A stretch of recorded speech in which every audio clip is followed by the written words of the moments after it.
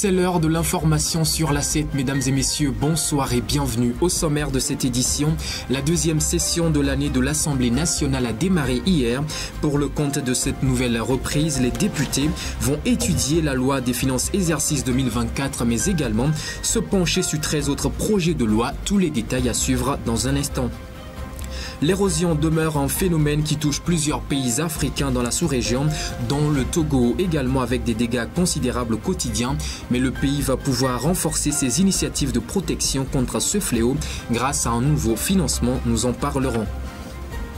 Puis à l'international, les soldats de la communauté des États d'Afrique de l'Est EAC déployés sur le territoire de la République démocratique du Congo pourront continuer leur mission jusqu'au 8 décembre prochain. C'est la nouvelle résolution prise par les pays de l'EAC mardi à l'issue du sommet de Nairobi. L'Afrique du Sud aurait secrètement livré des armes à la Russie. C'est ce que soutenait en mai dernier la représentation diplomatique américaine à Pretoria. L'information est démentie par la commission indépendante chargée de l'enquête sur l'affaire. Aucune preuve existante. Voilà, c'est tout pour les grandes lignes de ce soir. Nous passons au développement tout de suite. Rebonsoir et bienvenue. La deuxième session de l'année de la représentation nationale togolaise a débuté hier mardi. Il sera non seulement question pour les parlementaires d'étudier la loi des finances exercice 2024, mais également de se pencher sur 13 autres projets de loi. Les précisions de Promise Pomegbe avec la voix de Félicité Chaplin. Après 2 mois d'intersection, les députés de la 6e législature reprennent le chemin de l'hémicycle. Ceci dans le cadre de la 2e session ordinaire qui va couvrir les mois de septembre à décembre. Les activités de cette session dite budgétaire, puisqu'il sera principalement question d'examiner la loi de finances exercice 2024, ont été ouvertes ce mardi en présence d'une délégation gouvernementale, des représentants du corps diplomatique et autres invités. Pas que la loi des finances, 13 projets de loi au total feront objet d'études. L'on peut entre autres énumérer la révision du code foncier et domanial, les tests soutenant le développement de l'écosystème d'innovation, le projet de loi portant sur la lutte contre la contrefaçon monétaire et les atteintes aux signes monétaires au sein de l'UEMOA, mais aussi la ratification du protocole relatif aux droits des personnes en situation de handicap en Afrique, conformément à la Charte africaine des droits de l'homme et des peuples. Les parlementaires promettent poursuivre les efforts pour l'assainissement des finances publiques et la création d'un environnement favorable aux affaires. Autre chose qui ne devrait pas être oubliée, la mission qui revient aux députés de vulgariser les lois votées lors des différentes sessions auprès des populations de leur sort pendant les congés parlementaires. Un devoir qui n'a pas été observé ces derniers temps et sur lequel il reste important d'attirer l'attention. Élus le 20 décembre 2018, les membres de la représentation nationale sont donc à la dernière session de leur mandat puisque les élections législatives sont censées tenir avant la fin de cette année. Que retenir donc de cette législature? Une question sur laquelle nous reviendrons dans les prochains jours. Toute autre rentrée dans cette édition, celle diplomatique du Togo. Elle aura lieu à Lomé le lundi 11 septembre prochain. Elle va offrir aux autorités une occasion annuelle de rappeler les grandes lignes de leur action publique extérieure. On voit avec les précisions dans ce reportage d'Harold Messan-Ado. La rentrée diplomatique du Togo pour l'année 2023-2024 aura lieu le lundi 11 septembre 2023 à Lomé. L'événement sera marqué par une conférence inaugurale animée par l'ancien Premier ministre Joseph Kokou Kofigo sur le thème des transitions démocratiques en Afrique. Cette rentrée est très importante pour le pays. En effet, selon le professeur Robert Djousset, elle représente une occasion annuelle pour les autorités de rappeler les grandes lignes de leur action publique extérieure.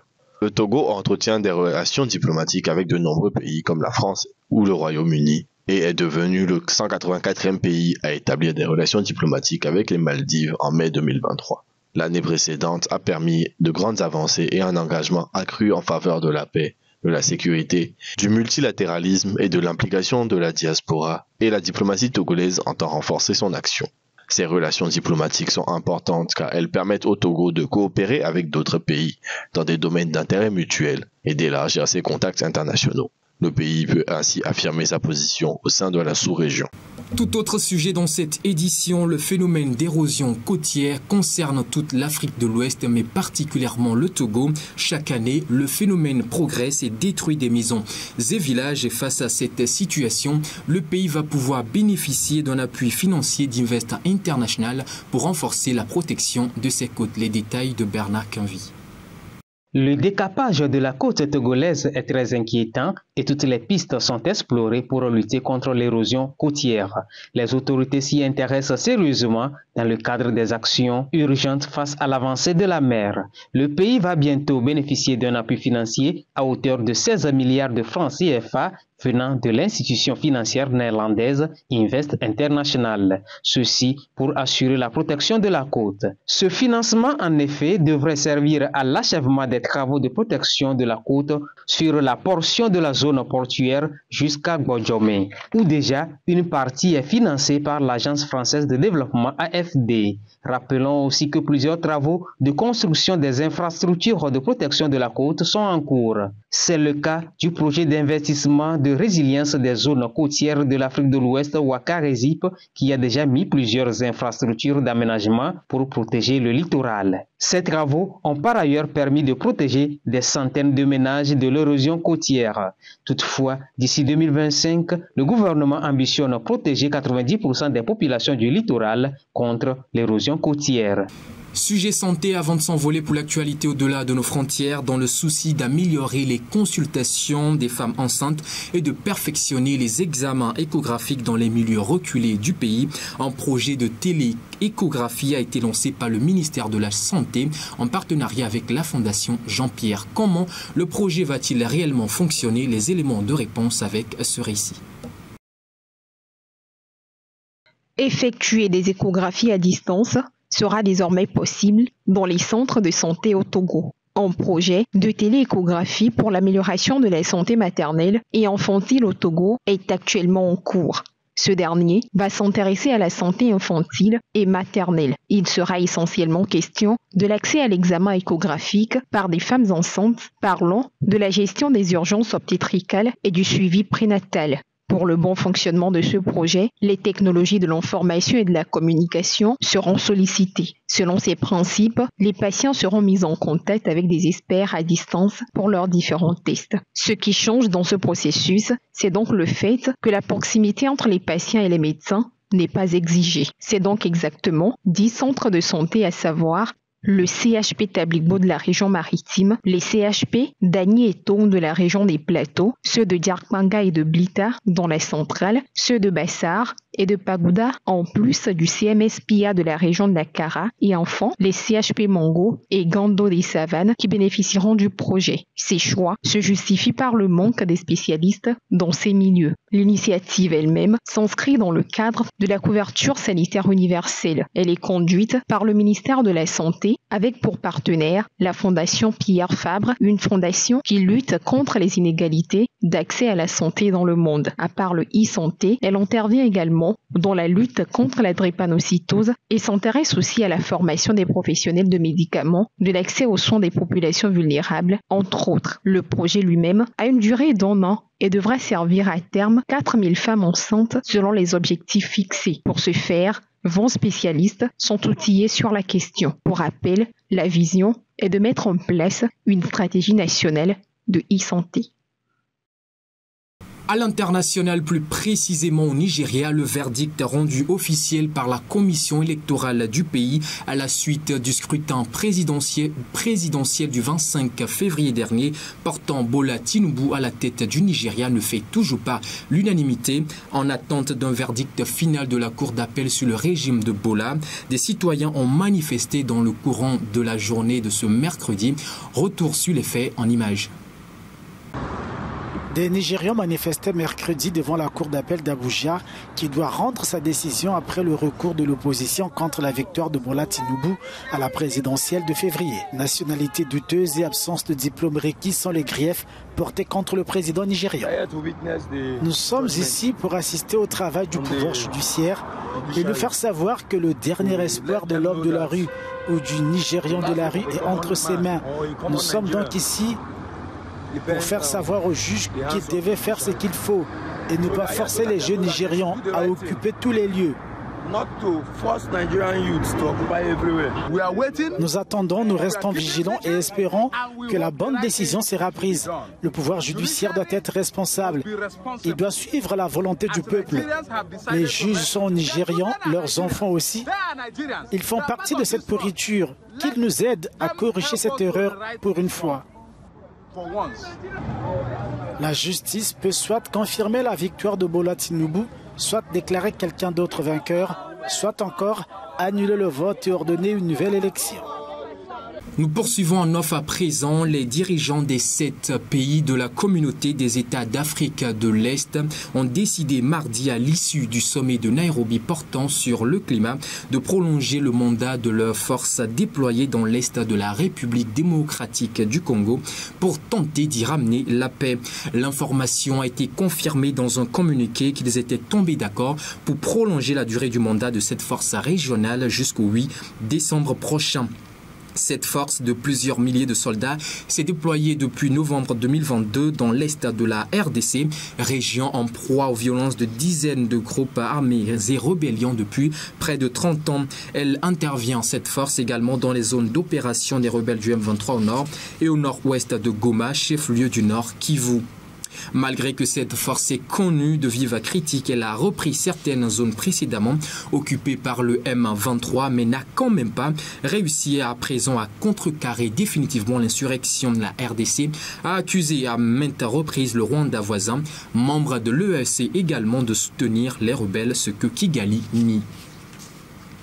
Nous quittons la RDC pour le Soudan. Cela pourrait bien vous paraître étrange à première vue d'œil, mais les conditions ne leur ont pas laissé le choix.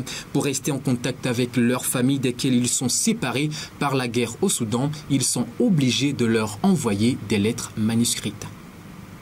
Ahmed Issa est parti depuis plusieurs jours de Niala, le chef-lieu du Darfour Sud, où il a toujours vécu, laissant derrière lui des proches et de nombreux amis. Aujourd'hui à l'abri à Haldane, à près de 150 km à l'est de Niala, il écrit des lettres. Sans internet ou téléphone, les lettres manuscrites acheminées par des chauffeurs de taxi restent les seuls moyens de communication. Je pouvais appeler chez moi pendant 5 ou 6 secondes avant que la ligne ne soit coupée. Et maintenant, vous attendez une semaine pour que la lettre arrive. Et vous n'êtes pas sûr qu'ils l'auront. Et s'ils la reçoivent, il n'y a aucune garantie qu'ils puissent en renvoyer une. Depuis des semaines, Souleymane Moufadal voit défiler dans son petit bureau des lettres de familles anxieuses de savoir comment vont se rester à Niala. Et si une lettre met environ une semaine avant d'arriver à son destinataire, c'est aussi parce que les routes vers et depuis Niala sont semées d'embûches. Après la coupure de télécommunications entre les États du Darfour Est et du Darfour Sud, nous avons commencé à recevoir beaucoup de lettres de messages écrits par les proches des habitants de la région. Nous envoyons donc des chauffeurs porter ces messages. Le plus souvent, le destinataire rédige immédiatement une réponse et la remet au chauffeur avant son départ. Nous fonctionnons ainsi depuis que les télécommunications ont été coupées. Grâce à ces lettres, les Soudanais s'accrochent à un semblant de normalité alors que la situation sécuritaire se dégrade. Niala, jusque-là épargné, est au cœur des affrontements entre l'armée et les paramilitaires. Plus de 50 000 habitants ont déjà fui la deuxième ville du Soudan. Parlons justement du Soudan, l'histoire ne l'a pas oublié, les crimes de guerre commis par le régime soudanais d'Omar el-Béchi entre 1999 et 2003. Ce mardi, 2 anciens dirigeants d'une compagnie pétrolière suédoise ayant été identifiés comme des complices dans ces crimes ont comparu devant un tribunal à Stockholm, la capitale suédoise. Voici le compte rendu. 2 anciens dirigeants d'une compagnie pétrolière suédoise ont comparu mardi devant un tribunal de Stockholm. Ils sont jugés pour complicité de crimes de guerre avec le régime soudanais d'Omar el-Béchir entre 1999 et 2003. Les 2 accusés qui clament leur innocence risquent la prison à perpétuité. Les accusations portées contre nous sont fausses, complètement fausses. Et d'ailleurs, elles sont très vagues. Le Soudan souffre de conflits internes depuis de nombreuses années, mais nous n'avons jamais été impliqués dans ces conflits. Au contraire, nous avons œuvré pour le bien et l'entreprise a toujours fonctionné selon les normes éthiques les plus élevées. Les procès de dirigeants d'entreprises en lien avec des crimes de guerre sont rares. Il s'agit même d'une première en Suède. Devant le tribunal mardi, une poignée de personnes étaient rassemblées en guise de soutien aux victimes. Nous sommes ici aujourd'hui pour montrer notre soutien à la population du Soudan du Sud qui a souffert des conséquences des compagnies pétrolières. Pour moi, il est important en tant que Suédois de prendre position contre une entreprise de mon pays qui a fait quelque chose qui n'est pas moralement correct. Les procureurs ont demandé la confiscation de 200 millions d'euros à l'entreprise Oron Energy qui a succédé à Ludin Oil, soit l'équivalent des bénéfices faits sur la vente des activités au Soudan. Et pendant ce temps, en Égypte, l'explosion démographique se révèle désormais être un défi majeur pour Abdel Fattah al-Sisi, le président égyptien. Se référant à la politique de naissance chinoise, le président envisage de développer un certain contrôle autour des naissances qu'il trouve jusque-là mal organisées. Voici l'extrait de son intervention. Face à la pression démographique, Abdel Fattah al-Sisi veut contrôler les naissances. Avec 105 millions d'habitants, l'Égypte est le plus peuplé des pays arabes. Sauf qu'avec une économie en berne depuis plusieurs années, cette hausse démographique est considérée comme une catastrophe selon les propos du président. Il faut 400 000 naissances par an parce que nous ne devons pas seulement réduire les naissances à un taux de 2,1 ou 1,8 ou même 1,5. Non. Nous devons réduire davantage afin de compenser l'échec de l'État dans la gestion de la hausse de la population de ces 70 dernières années. Nous devons atteindre 400 000 naissances par an d'ici 20 ans. Rien qu'en 2022, l'Égypte a enregistré près de 2,2 millions de naissances. C'est trop pour le président égyptien qui cite comme exemple la Chine et sa politique de l'enfant unique. Je ne suis pas d'accord avec votre idée selon laquelle faire des enfants relève de la liberté totale. Laisser leur liberté à des gens qui potentiellement ne connaissent pas l'ampleur du défi. À la fin, c'est toute la société et l'État égyptien qui en paieront le prix. Les Chinois ont pris cette décision en 1968 et en 2015, ils ont redonné la liberté aux gens d'avoir plus d'un enfant. En 2017, déjà, Abdel Fattah al-Sisi avait déclaré que le terrorisme et la surpopulation représentaient les deux principales menaces pour l'Égypte. L'Afrique du Sud a livré des armes à la Russie, c'est ce que soutenait Ruben Brighty, l'ambassadeur américain à Pretoria en mai dernier. Cette accusation s'est finalement révélée fausse. Selon les conclusions de la commission indépendante chargée de l'enquête sur l'affaire, il n'y aurait aucune preuve existante qui pourrait confirmer cet état de fait. L'Afrique du Sud aurait secrètement livré des armes à la Russie. C'est ce qu'affirmaient les États-Unis en mai dernier. L'affaire avait même créé des tensions diplomatiques entre Pretoria et Washington.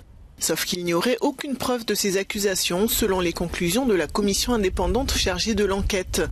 Mais le mal est déjà fait selon le président sud-africain Cyril Ramaphosa qui a déclaré que ces accusations avaient eu des répercussions directes sur l'économie de son pays et sur sa réputation. En effet, la monnaie sud-africaine, le rand, avait atteint son plus bas niveau en 3 ans après les accusations de l'ambassadeur américain.